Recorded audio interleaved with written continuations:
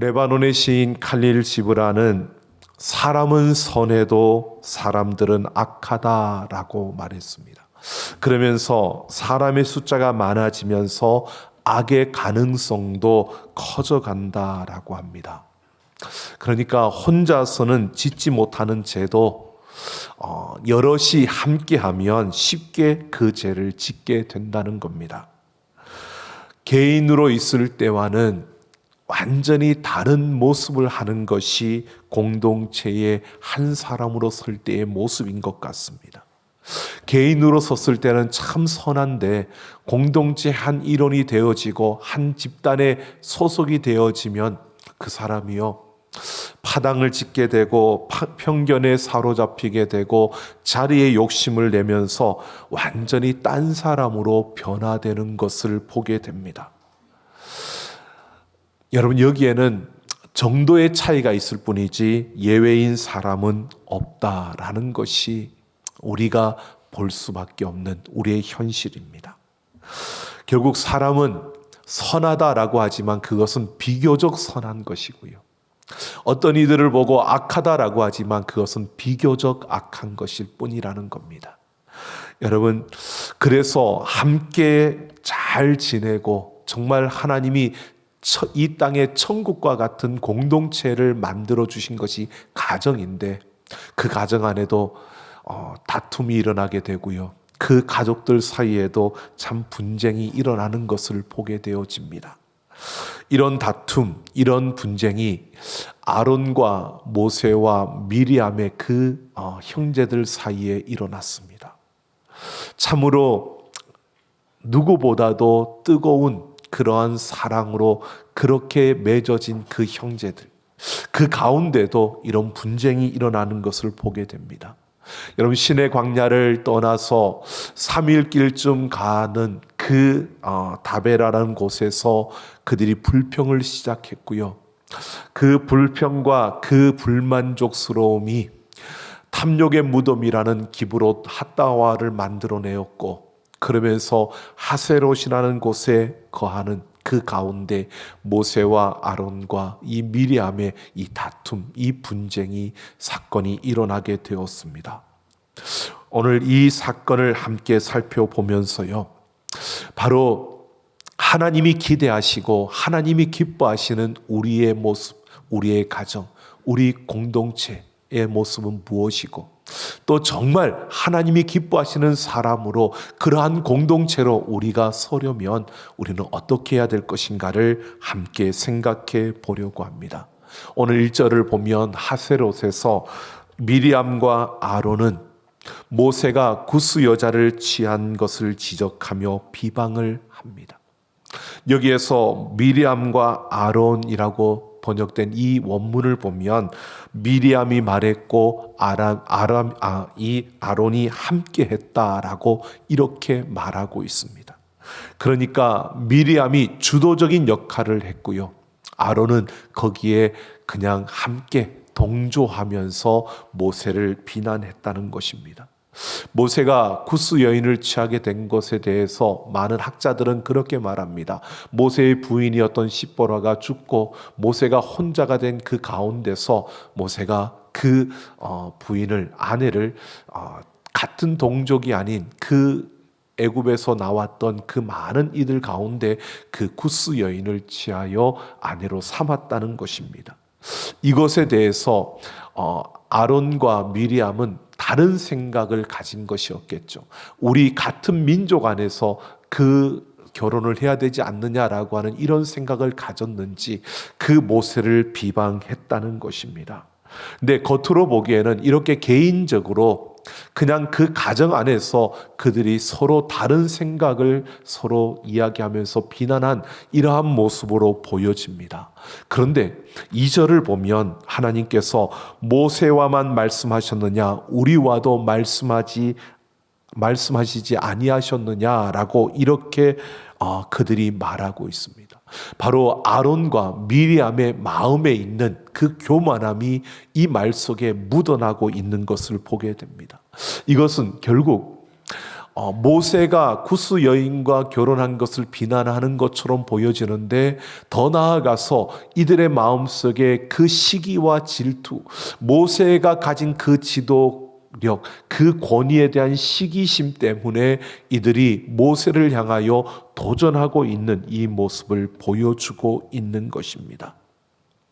여러분, 출애굽기 15장 20절을 보면 모세의 누이 미리암은 여선지자였습니다. 그리고 그녀는 하나님의 영으로 충만한 여인들의 그 우두머리였다라고 이렇게 소개되어집니다. 뿐만 아니라 아론은 대제사장입니다. 이스라엘 그들 민족 가운데 그 종교적으로서는 최고의 지도자라고 말하는 대제사장이었습니다. 그러니까 지금 아론과 미리암이 모세를 향하여 비난하는 것이 우리가 개인적으로 봤을 때는 형제 간의 다툼으로 보여지는데, 이들 안에 있는 그 교만함으로 이 모세를 대적하는 이 모습은 결국 모세가 가진 권위에 대한 도전이었습니다. 이것을 보면 정확하게 이렇게 보여지는 겁니다. 선지자와 대제사장이 서로 연합해서 하나님과 이스라엘 백성들의 중재자로 서 있는 모세의 그 권위에 도전하고 있는 겁니다. 모세의 지위와 권위는 하나님이 주어야 하신 것입니다. 그러니까 이들이 모세의 지위와 권위에 대해서 시기하고 그것에 도전한다는 것은 결국 그 지위와 권위를 그에게 부여하신 하나님에 대한 도전이 되는 것이고, 이것은 하나님의 주권에 대한 반역이 되는 것입니다. 결국 그 권위와 그 지위는 하나님의 주권에 의해서 모세에게 주어진 것입니다. 하나님은 모두를 똑같은 자리에 세우신 것이 아니라 각자에게 필요한 만큼 각자에게 있어야 할 자리를 하나님이 정해 주셨고, 그 주권으로 하나님은 각자에게 있어야 할 권위를 부여해 주신 것입니다. 그러니까 아론은 아론대로, 미리암은 미리암대로 하나님이 주신 그 권위와 지위가 있는 것인데, 자신들의 그 권위와 지위에 감사하고 그렇게 자신들에게 주권으로 주신 그 하나님의 주권에 감사하며 그 자리를 귀하게 여겨야 되는데, 그러지 못하고 그들 안에 있는 교만함과 시기심이 결국 모세의 지위와 권위를 부러워하면서 이들은 거기에 도전을 하고, 그러므로 하나님의 주권에 반역을 하는 아주 심각한 그러한 죄를 짓고 있는 것이었습니다. 오늘 말씀을 보면 하나님께서 들으셨다라고 말합니다. 그들의 말을 들으셨다라고 이렇게 말하는 것은 어떤 의미냐면요, 하나님이 다 아셨다는 겁니다. 그러니까 하나님이 아셨기에 적절한 때에 하나님께서 그들을 심판하시겠다는 사실을 가르쳐주고 있는 겁니다. 하나님께서 반드시 이 부분에 대해서 하나님이 책임을 물으시겠다는 것을 말해주고 있는 겁니다. 그런데 모세가 지금 이전에 광야로 나와서 백성들이 불평할 때, 원망할 때, 그때는 모세는 하나님께 구하였습니다. 간구했습니다. 그런데 지금 자신을 비난하고 비판하는 이 가운데에서는 모세가 침묵을 하고 있는 겁니다. 왜 모세가 침묵했을까? 모세가 침묵한 것에 대해서 오늘 그 이유를 3절에서 말하고 있습니다.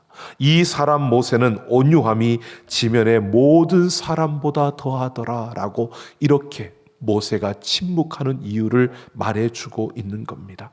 여기에서 온유하다라고 하는 이 온유함은 아니브라고 하는 히브리어인데요, 이것은 스스로 내가 이길 힘이 없어서 하나님의 도움을 구하는 그 태도일 뿐만 아니라 하나님과 사람에게 존귀하게 인정받는 그러한 마음의 자세를 말하는 것입니다. 그러니까 이 온유함이라고 하는 그 단어 안에는 온유와 겸손이라는 이 단어가 함께 포함되어져 있는 이런 의미를 품고 있다는 것입니다. 이 온유함이 지면의 모든 사람보다 뛰어나다. 그래서 모세가 침묵하고 있다라고 말하는 것인데, 이 말은요, 미리암과 아론이 도전하는 그것에 그가 반응하지 않고 자신의 모든 것을 겸손히 내려놓고요, 온전히 하나님만을 의지하고 철저하게 하나님을 신뢰했다고 말하고 있는 겁니다. 즉 모세는 아론과 미리암에게 충분히 반박할 수도 있고 왜 그렇게 나를 비난하느냐고 거기에 따질 수도 있고 그가 반응할 수도 있는데 그는 그렇게 하지 않고요. 자신의 모든 것을 겸손히 내려놓고 하나님만을 철저하게 신뢰하며 그 하나님만을 붙들고 있었다는 것입니다. 그래서 침묵했다라고 말하고 있는 겁니다. 하나님께서 이 문제를 해결해 주실 것을 신뢰하며 가만히 침묵하고 있는 겁니다. 그러니까 이제는 하나님이 이 문제를 푸셔야 하는 겁니다. 4절을 보면 하나님께서 갑자기 회막에 나타나시며 모세와 아론과 미리암을 부르십니다. 그러면서 하나님께서 바로 미리암과 아론에게 이렇게 말합니다. 내가 선지자들에게는 꿈과 환상, 이상으로 그들에게 은밀한 말을 주었고 하지만 모세는 그들과 달리 내 온 집에 충성한 자라고 말하고 있습니다. 내 온 집에 충성했다는 것은요, 이렇게 말하고 있는 겁니다. 그들과 달리 다른 선지자들은 내가 꿈과 이상으로 그들에게 나를 나타내고 내 말을 주었지만 나는 모세는 달리 내 모든 이스라엘 백성들을 돌보는 책임을 맡은 하나님의 종으로서 그는 나와 직접 대면하고 내가 그에게 형상을 보여주는 그런 자리, 그런 권위를 내가 그에게 주었노라고 그렇게 선포하고 있는 겁니다. 이것은 바로 그 누구도 모세의 지위와 권위에 필적할 자가 없다라고 하나님께서 선언하고 있는 것입니다. 하나님이 이렇게 말씀하시면서 모세의 손을 들어주셨습니다.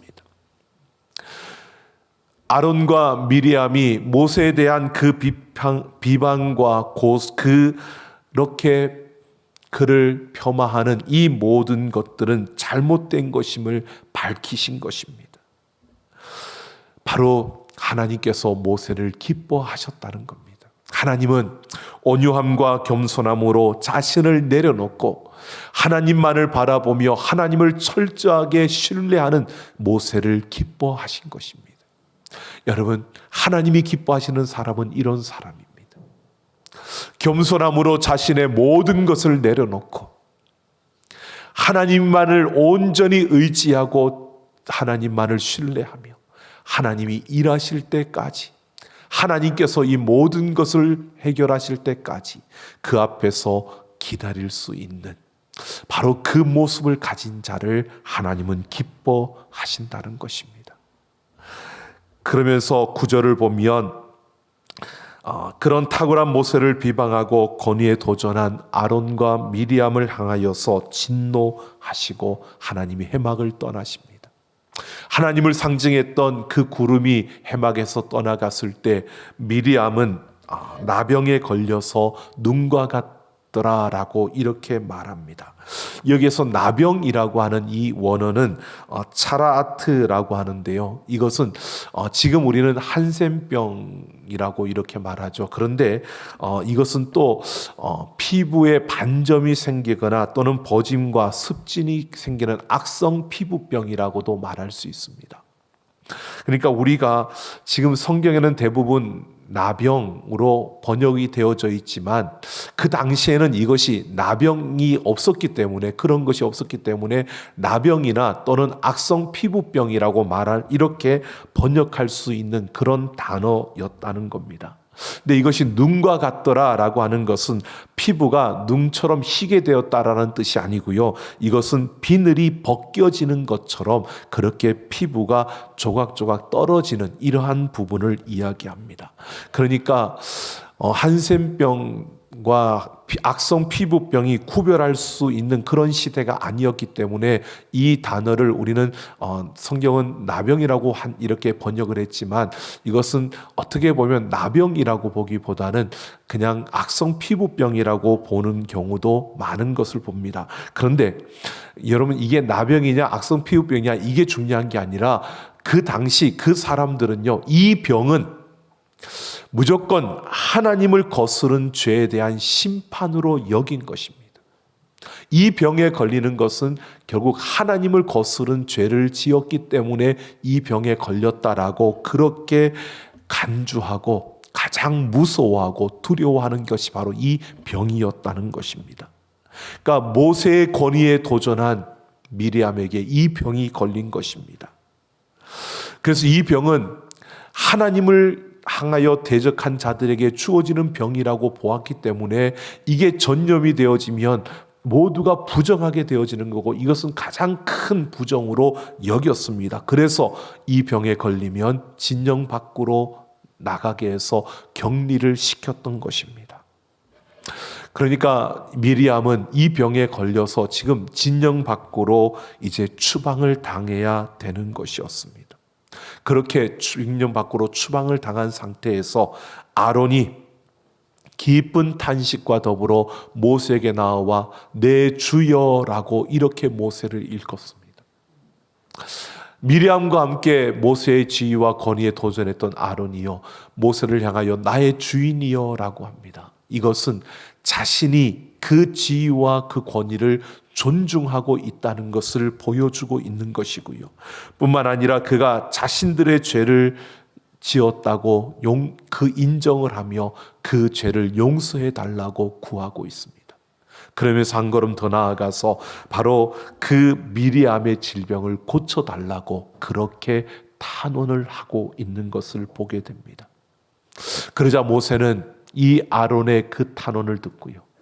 자신을 인정하고 또 자신의 잘못을 인정하며 회개하면서 그 구하는 그 모습을 받아들이고 하나님 앞에 모세가 기도하자 하나님께서 모세에게 응답하십니다.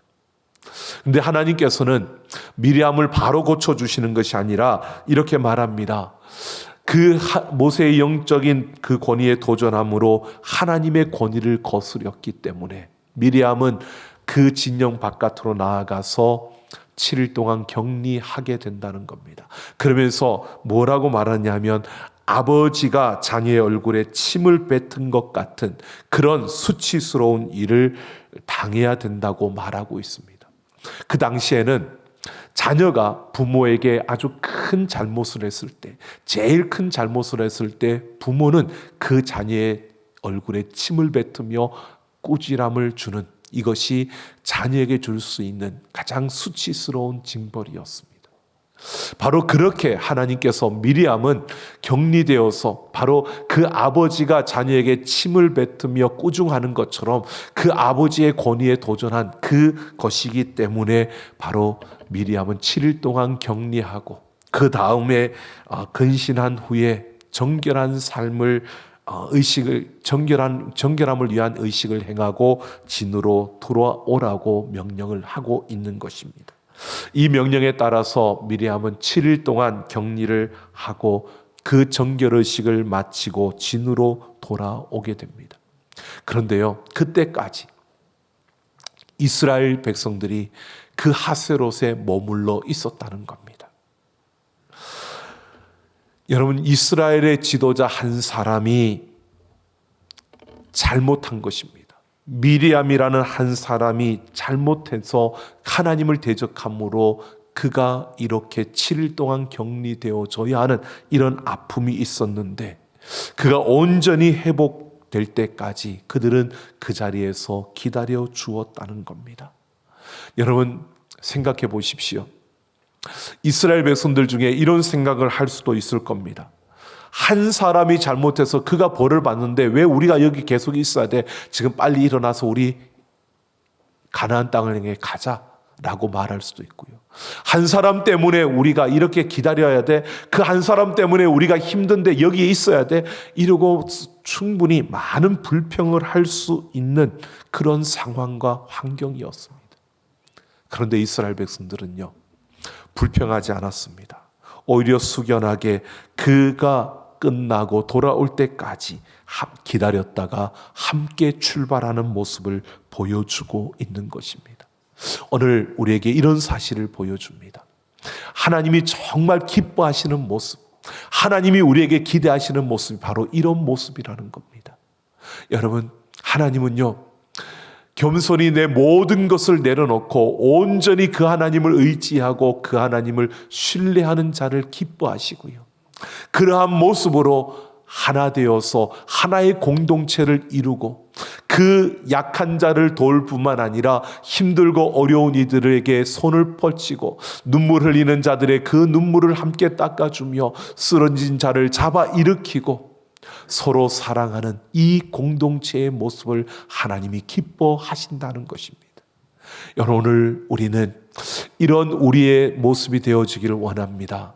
여러분, 무엇보다도 하나님이 기뻐하시는 사람이요, 그래서 우리는 어떤 순간에도 겸손히 내 자신을 내려놓고 그 하나님 앞에서 그 하나님만을 신뢰하고 그 하나님이 일하시도록 그 하나님이 이루실 때까지 인내하며 그 하나님을 신뢰하며 나아가는 우리의 심령, 우리의 삶뿐만 아니라 우리의 가정, 우리 교회가 그렇게 되어지기를 예수님의 이름으로 축원합니다.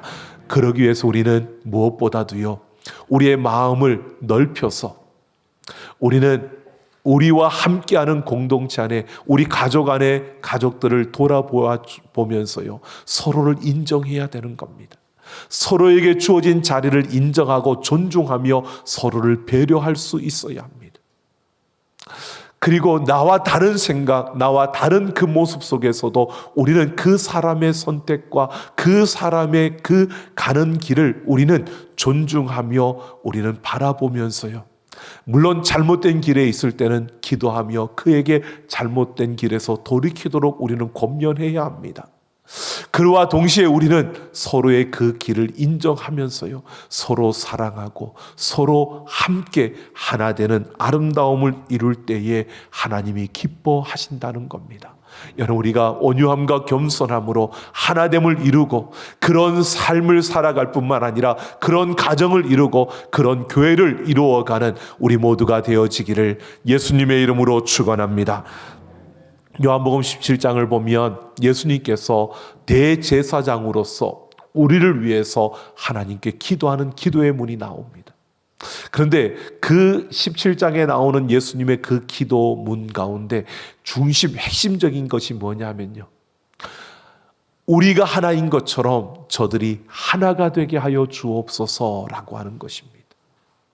성부, 성자, 성령 하나님이 하나이신 것처럼 이 땅에 있는 하나님의 자녀들이 하나가 되게 해달라고 그렇게 기도하는 모습을 보여줍니다. 예수님은 진정으로 원하셨습니다.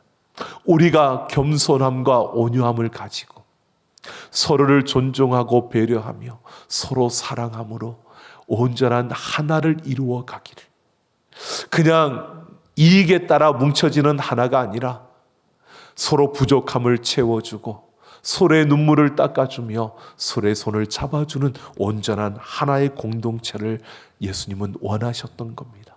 그래서 예수님께서 마태복음 11장 29절을 보면 나는 마음이 온유하고 겸손하니 라고 말씀하시면서요, 내게 와서 배우라고 말씀하십니다.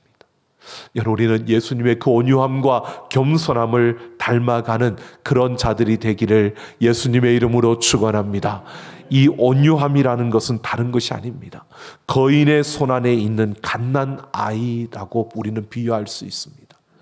여러분, 갓난 아이는 참으로 약한 존재입니다. 힘이 없습니다. 그런데 그 약한 힘이 없는 그 어린아이가 거인의 손 안에 있으면요, 거인의 보호 아래서 그를 아무도 해치지 못하고요, 그 누구도 그를 무시할 수 없습니다. 바로 우리는, 온유함은 바로 이러한 것입니다. 거인의 손 안에 있는 갓난 아이와 같은 것입니다. 우리는 비록 부족하고 우리는 연약하고 또 우리는 많은 허물이 있는 자들이지만 하나님 안에 있는 자, 그가 바로 온유한 자입니다. 겸손한 자가 바로 그 하나님 안에 있는 자입니다. 여러분, 우리가 하나님 앞에서 내 자신의 모든 것을 내려놓고요, 그 하나님만을 신뢰하며 그 하나님 안에 머물 때 우리는 온유한 자, 겸손한 자로 우리는 이 땅을 살아갈 수 있습니다. 여러분, 종교개혁자 칼빈이 여러분 그 친구 윌리엄 페넬을 만나서 제네바에서 종교개혁을 시작합니다. 근데 이 칼빈은 굉장히 엄격하고 철저한 사람이었습니다. 그러니까 그렇게 하다 보니까 옆에 있던 사람들이 못 견디는 겁니다.